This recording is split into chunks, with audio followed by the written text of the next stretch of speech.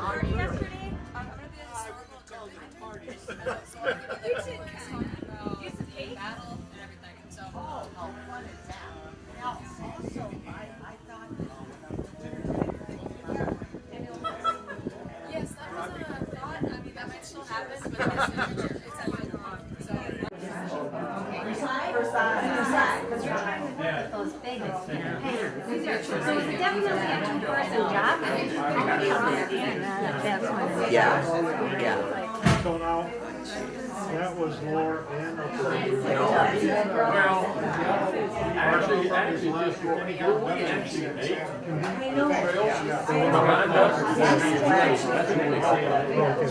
and it's pretty rushy, I guess. If people don't Go there. That's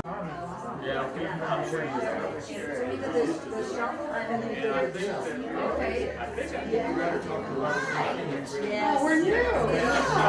Yes. Good. That is so good. No. And I said, now where is that? Is it? I was very, I met him the other day. For spending the time this afternoon with us and remembering Ken.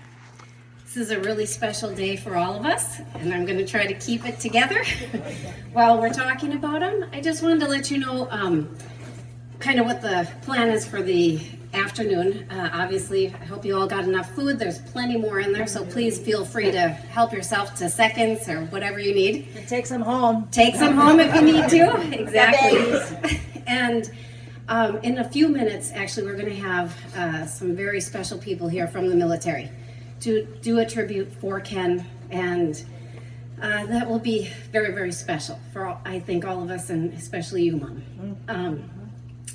After that, I will get back on here and invite those of you, anybody that would like to say a few words about Ken. I have a few myself. I don't want to start that now because I don't think this is a good time. But after that, we will put a few of Ken's ashes to rest in the pool because this is his very special place. So anyways, I just wanted to thank you again for all coming, and that's what to expect for the rest of the afternoon. Thank you so much.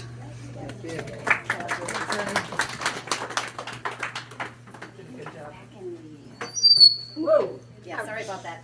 Oh, yeah. I'm gonna just pass it anything. It's hard on hearing aids.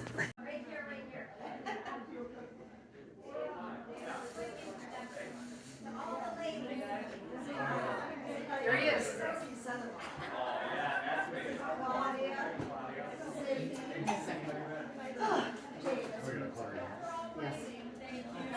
So hi, Dale.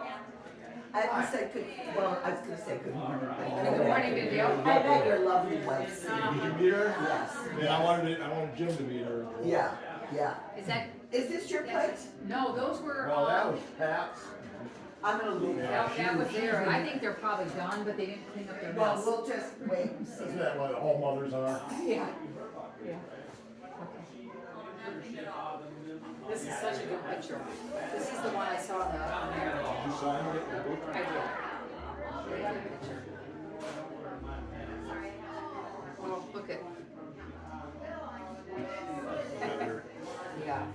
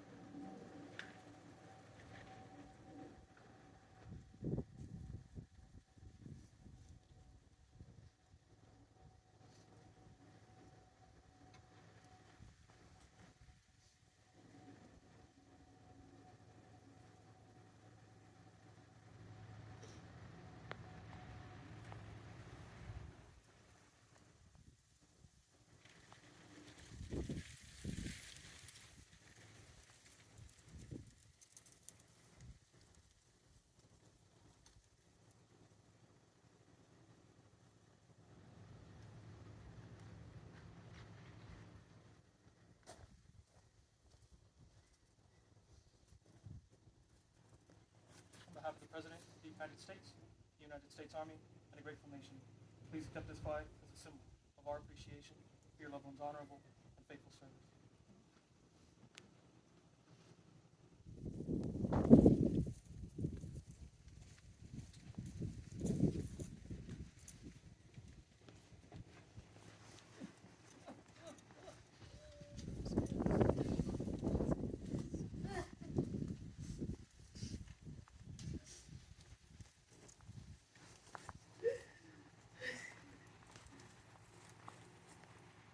Things to remember Ken. First and foremost, what I can say about Ken from my perspective, he was my stepfather for most of my life, and he took amazing care of his family. He loved my mother wherever she ran off to, like she was the center of the universe. And it was a beautiful thing to watch and to experience, and he loved you like no other mom. So that's what makes all of this so difficult, but yet so special. And these emotional feelings right now. So that's a wonderful thing. The other thing I want to mention is this is very fitting that we are in, all of us have fit in the backyard of what Ken called the resort. Because both Ken and my mother came from nothing. They could not, as you guys like to say, they couldn't rub two nickels together, you know. And so very, We didn't have a pot to piss in. not a pot to piss in, that's right. And they were able to, their dream together when they first met was to move to Arizona. And they were able to make that happen, and it went far above and beyond their expectations. So this is exactly where Ken would have wanted us all to celebrate and enjoy the time together. And he will be missed by all of us. Ken, we love you so much. Nobody will ever fill that void, but there's a lot of love here. I know that. So I wanted to, anybody else who'd like to say a few words?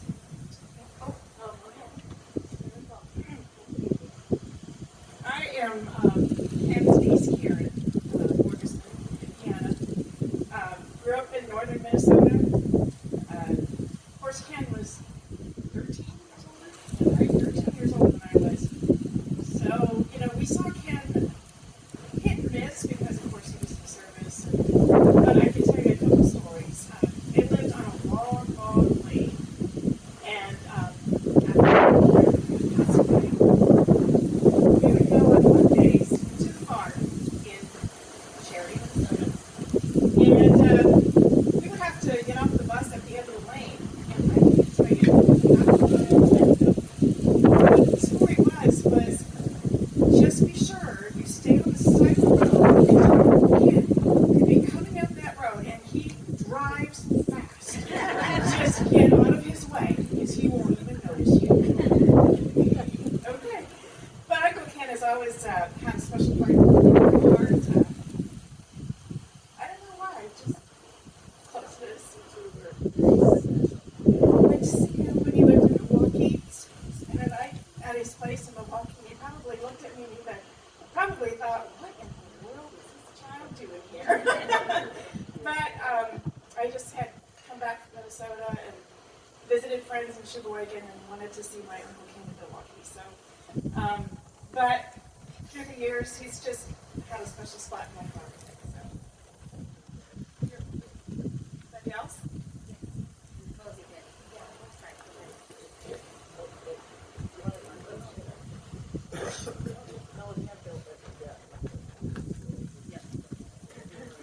Hi, I'm Bill Butterose, and I'm from that little island of New York, Brooklyn. Pardon, excuse my accent. Ken, for some reason I was comfortable around him, and he was comfortable around me. So we had long discussions.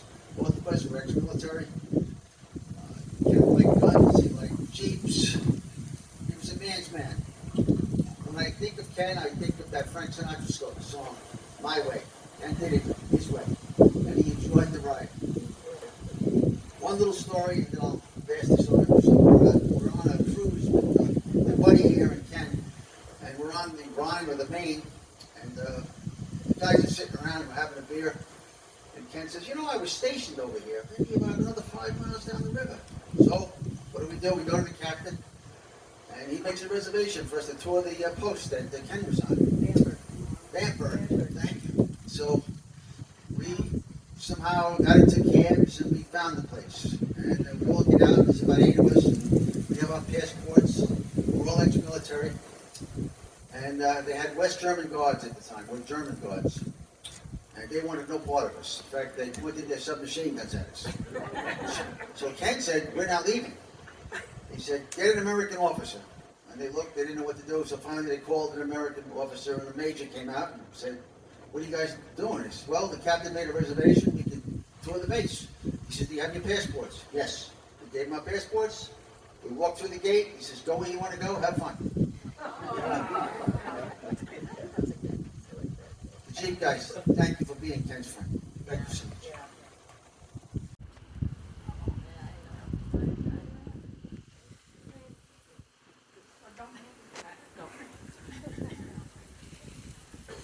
My name is Cozy Swalheim, and I've known Ken and Terry for about 18 years when I first moved here. They were friends, they came over along with Pat, welcomed us to the neighborhood. We lived down the street across from Pat, so we did quite a bit of Ken and Terry. We enjoyed many fun times together, so I just wanted to share a few of those remembrances. Ken touched these other people have to read them. Ken touched our lives in ways we don't always see. He grew up on the Iron Range in the remote and harsh environment, bred strong, loyal, dependable people who helped and looked out for each other. And that was Ken.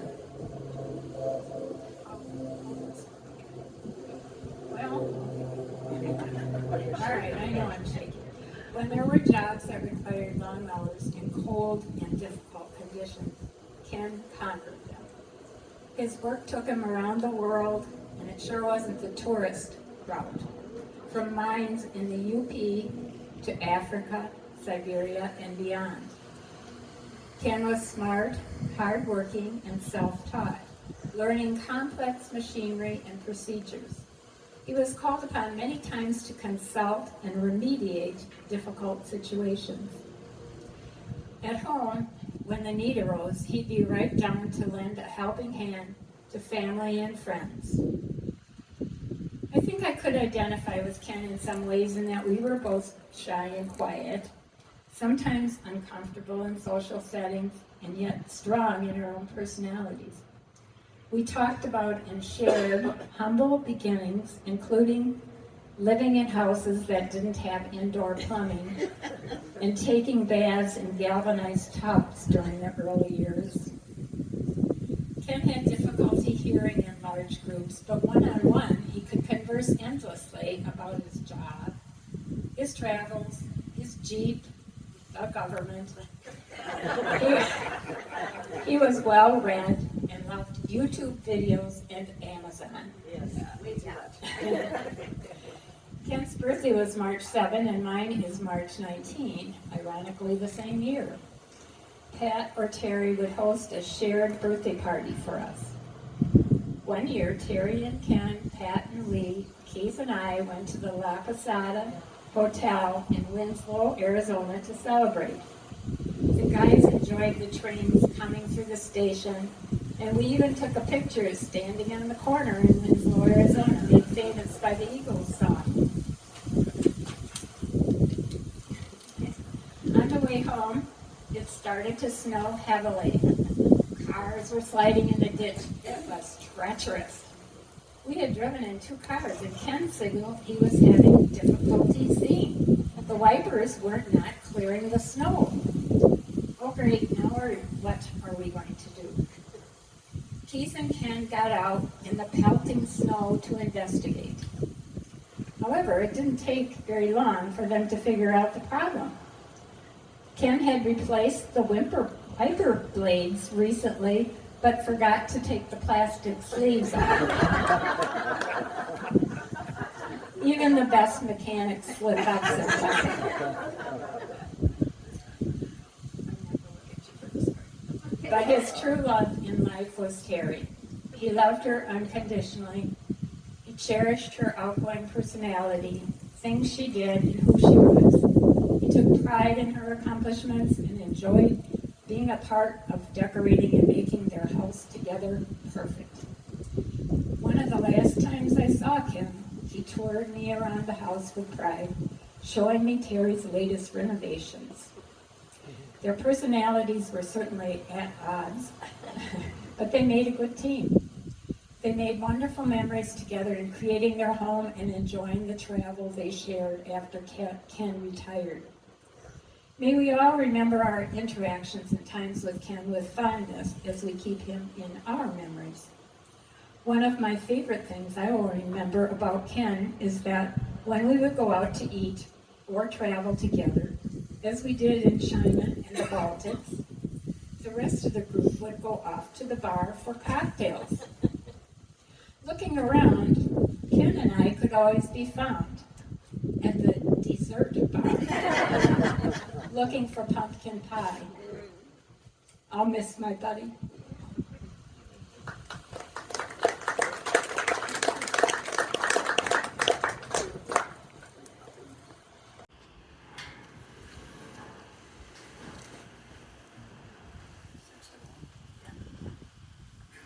My wife and I've been fortunate enough to visit out here the past couple of years and see Ken and Terry in their home here. That's nice visits. The last day we were here, it was late October last year. Ken and I got to spend the afternoon. By the way, my dad named the afternoon. I'm not quite sure why, but I consider it a compliment. It's a compliment. Anyhow, I've been asked you talk about keeping quite a bit. So our trails are sheep trail starts. And so we had a big 303 to I-17 north, a few exits. We got off on this frontage road and looked pretty tame. I've never been off-road. Preface this. So we turn off this frontage road and we go over this rocky, you can tell people have been driving. And it starts getting steep and rocky. We get to the top of it, it wasn't too bad so far. So we turn around. I didn't think there was any room to turn around, but there we did. And we started coming down another trail on another slope. And it was steep. In my opinion, the back end was going to come over the front. So he hadn't had his Jeep very long, so I think he rode his own. So I don't think he was that familiar with the wheelbase and the way it was straddled rods. Anyhow, we got near the bottom of this ravine. The left front just dipped. I mean, we were going like an inch every 10 seconds. We were just crawling. And I was sitting in the passenger side. I was leaning out the window trying to throw some weight up to the side. And it kept getting lower and lower and back off the ground. And I thought we were going to roll over. Man, it's going to be bad.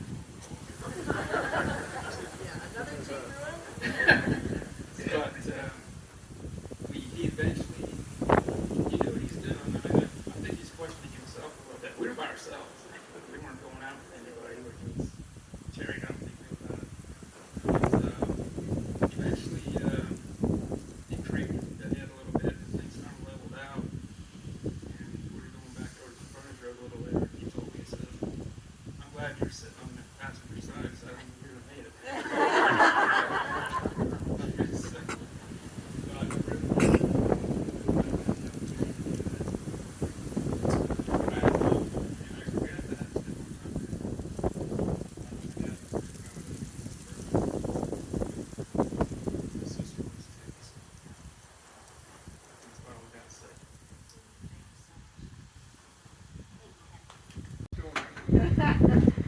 But Ken was my friend. And I say, no, I said you're standing in front of Terry. huh? You're standing in front of Terry. I think you can hear me anyway, can't you? I'll go ahead. But anyway, Ken was my friend, and probably for the last 4 or 5 years, we probably hung out more together than anybody else. and we had a lot in common. We were both infantry veterans, Vietnam. He was one of the last Cold Warriors in Germany. And we'd go out and shoot. What we liked to shoot, he liked to shoot, was 7.62, which is M14 ammunition. And we've got a ton of it here. In fact, I hurt my back dragging a bunch out from under their bed at the garage and at the contractors. But anyway, we had that in common, but also off-roading, and we both got to a place where we wanted to all do more scenic overlanding kind of thing. So we did a lot of that ourselves, and then also with the regular club too. But people would think that Ken wouldn't talk. The first time he talked to me, when I started, I also had a different Toyota. Nobody else in the Jeep group had anything with Jeeps. And it just looked weird to them, and they didn't like it. But anyway, I remember Bob there said to me, when the first ride I went on, I was in front of him, and finally he said, I'm getting in front of you, I can't stand to look at that thing. But anyhow, we were out one time after about a year, and Ken walked up to me and he said, it's really a neat rig. It's the first nice thing anybody had ever said about my rig. You know? Anyway, but people say he didn't talk much, but when you get together with him, like one of the other guys said, he would a lot, and we talked about a lot of stuff. And of course, you talk about off-roading. Both of us travel internationally a lot for our work, so we talk about things like that. And we talk about politics, which we were at two different ends on it. I mean, he said he didn't have any use for any FBI agents, and I said half my friends are. But the fact that we're both just about deaf, we just listen to ourselves. But I would say he actually moderated a little bit after January 6th. You know, he just said, I'm tired of politics. It's getting ugly, you know. But anyway, we spent a lot of time together out here dragging, you know, stretcher winches and new equipment and all this kind of thing. Spent a lot of time, and in fact, we were scheduled, my wife and Terry and I, to go to a different Jeep club, a winter kind of a Christmas party they have with their family and kids. And he was all scheduled for it. And then he sent a thing in and said, I can't go, we're sick. And then after that, it went downhill. And I can't believe it happened. It was so goddamn fast. Can't believe it. But anyway, after we got to know each other better after years, he said, you know, I think I have kind of a low self-esteem issue, maybe from when he was a kid or something. And I don't know what he meant by that, but I'll tell you one thing, he was one of the bravest guys you ever met. Brave in a quiet kind of way. Like, let's just say that some of the Jeep guys are giving me a hard time, okay? And when you see a group doing that, either people will bail in and help them, or else you'll just kind of like at a meeting when the boss is being hard on somebody, everybody will move away from that. They won't sit next to him. But he would do this. He'd just stand there quietly with you when all that was going on. That was Ken. Everybody didn't do that. That takes a special kind of guts to do that. And he was just the most loyal guy that you ever want to meet. So I can't believe he's gone, but boy, I miss him every freaking day. You were the best bud here.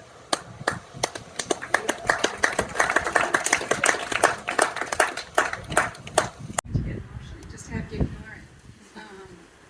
I'd like to say that Mark and I were the first people to build our home and move in on this street. And it used to be that there was nothing here. And every day I'd go out and pick up what we call tumble trash. Because with all the renovation, we just had huge boxes and everything flying down behind our houses. And one day I was out there picking up the tumble trash, and I looked down, and in between the 2x4s or 2x6s, I saw two people walking around looking at every single thing in the house, and they were young. And we were only 45 at the time. And I went, hello!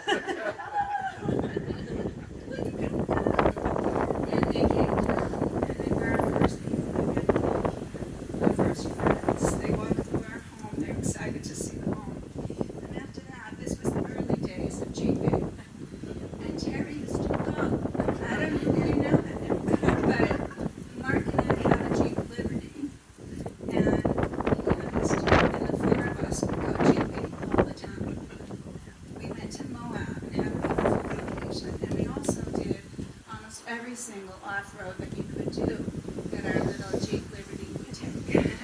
So this to the man with the Toyota, that could have been a Jeep Liberty. But anyways, he's a dear friend, and I can testify of the quietness of his nature, but as years went on, you know, I knew I was in his hands and talked with me very, very freely as he became more comfortable. We did lots of traveling over the years. And then as my husband became disabled and Ken became older, things changed a little bit. They were big discoveries that they went on shooting in the early days, like before anything was developed. And Ken was the one that I could call when we got into trouble down at my house. And I needed somebody to run down the street and help me. And so I'll never forget Terry, and I thank you for being my best friends. Thank you.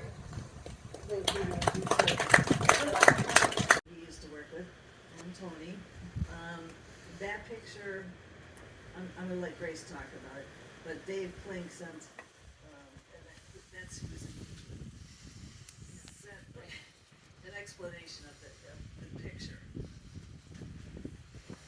People don't know me. I am the granddaughter of Terry and Ken. My name is Grace as well. So this is just a message from Blake. He said, "It is funny how folks touch your lives and you sometimes don't realize the importance." His sarcasm was always welcome, as was his dry sense of humor.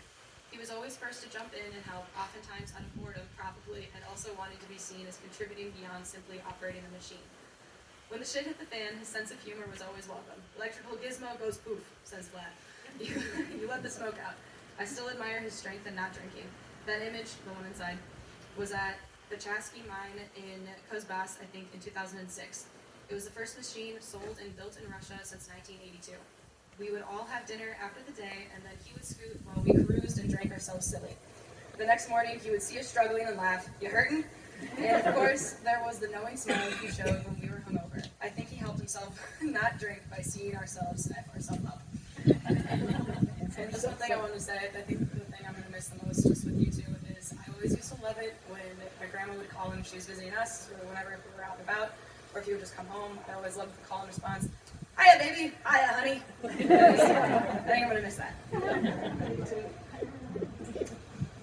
It's pretty tough to walk into this house right now not to have him greet at the door. That he was definitely always the greeter. Yeah. I know my husband has a few words. Do you want to? This David was supposed to be the MC. This is my husband, and I think you're going to see why he couldn't do it. Ken and he had a very special bond.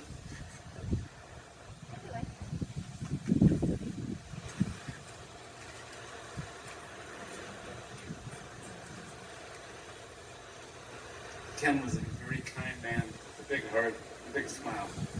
He loved his life, he loved his wife, and he did have a positive attitude, outlook on life.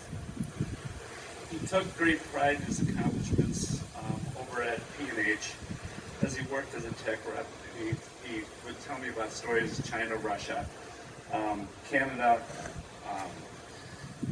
all over the world basically. He loves his retirement with Terry. And Ken retired early, well, in the 70s, early 70s. He was in those early 70s. Yeah, early 70s. He came back for a couple months. And P&H called him back. And I asked him, I thought you were retired. And he told me, we used to have a lot of conversations over there, and everybody had talked about Ken being in a social situation. He told me that he'd always use his mouth and his ears in direct proportion. He did more listening than talking. But when you got him over there, sometimes it's like, oh my God, man. It's like, Jerry, don't you talk to your husband? You can't. But I feel like you gotta be careful. It's like there's anyway, and he finally retired. He loves to come back here to the resort, spend time with Terry, a lot of activities, the traveling, him working on. I'm glad other people were talking about the Jeeps non-picks. I didn't know how this was going to go over, but he would talk about these Jeeps. He got Rubicon, and he tricked this thing out. I used to call it the Jeep Bond Jeep. And he would talk endlessly about what he was going to do to get this Jeep set up for Jeeping. I said, why do you have to put the metal plating on the underside? Why do you need a winch in the front and a winch in the back? You know, a compressor? Don't you guys have a gas station with compressor down here in Arizona? I mean, how much stuff do you need just to drive up and down 303? And then he invited me out one time. So I met the Jeep Club. And I think there were about 10 of them that day that we met in the parking lot.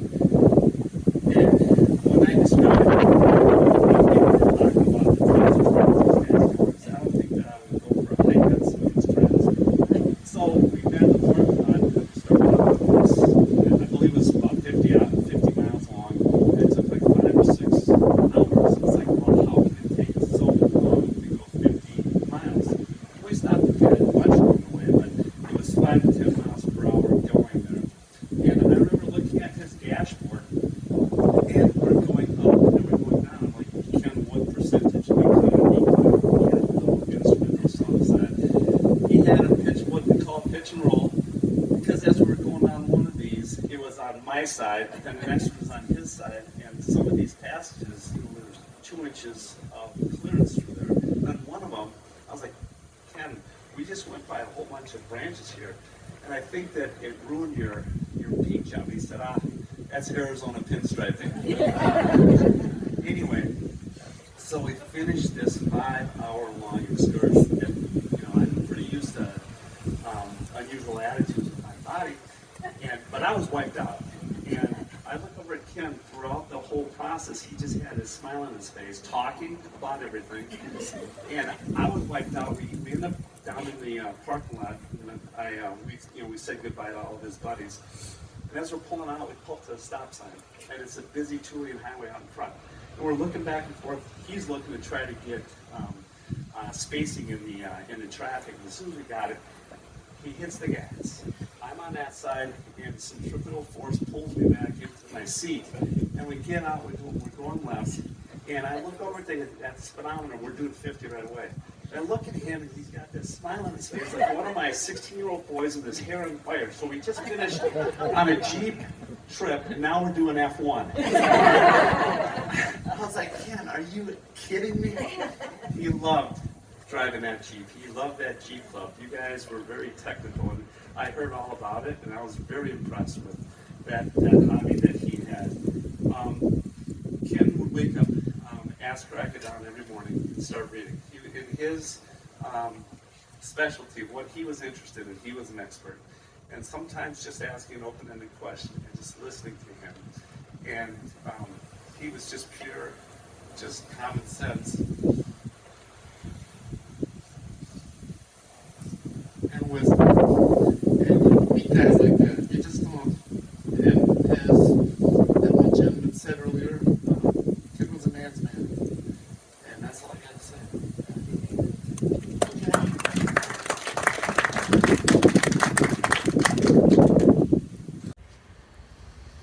Oh, do the ashes?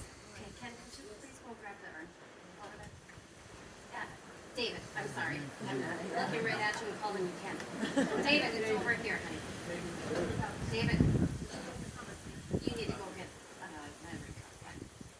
if you could grab that. So there's a little story behind this. Obviously, we have his ashes, and you want to do something to memorialize him. There's a couple other places we'd like to put a little bit of him to rest, but this pool was very, very special to him. It was definitely one of the top achievements in his life was getting a pool.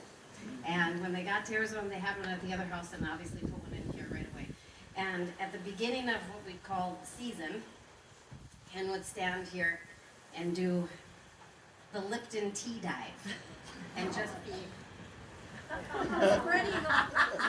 face plant down because it was just his way of enjoying his time here. So as my mom said, she said, let's do one last dive with Ken.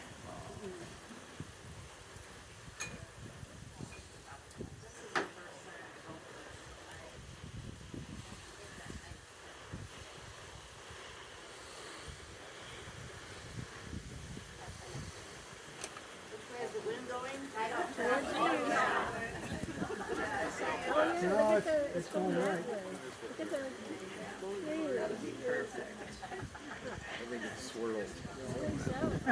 You'll find out, won't you? Here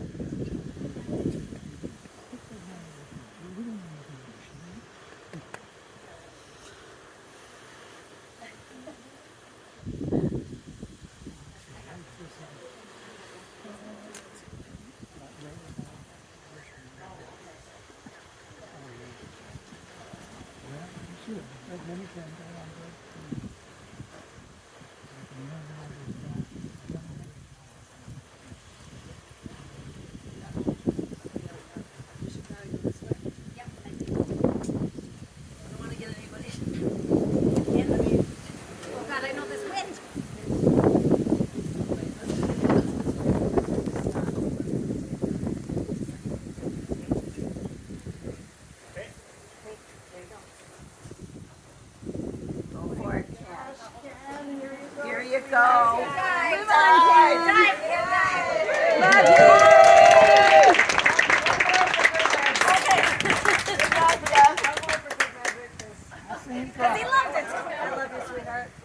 That's right. There you go. So I want to have the Jeep Club, some members, at some point, I want to take him out to the desert, wherever some of his spots, spot. I do want to spread some ashes in the desert for him. We'll take it.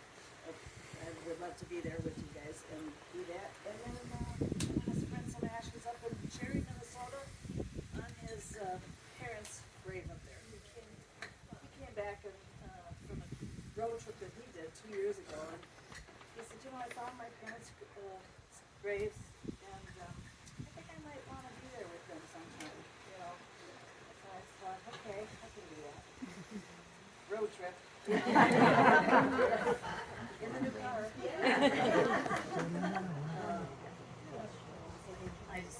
I just want to say thanks for everybody to talk. Thank you everybody for being here. You mean so much to me, and you meant so much to Ken. Thank you. I know. Anna's gonna be okay, that's all right. But, same sentiment. Thank you all for being here. Thank you all for being here for Ken, for my mother, our family. It's really been very special. This is exactly what he would have wanted. Thank you so much.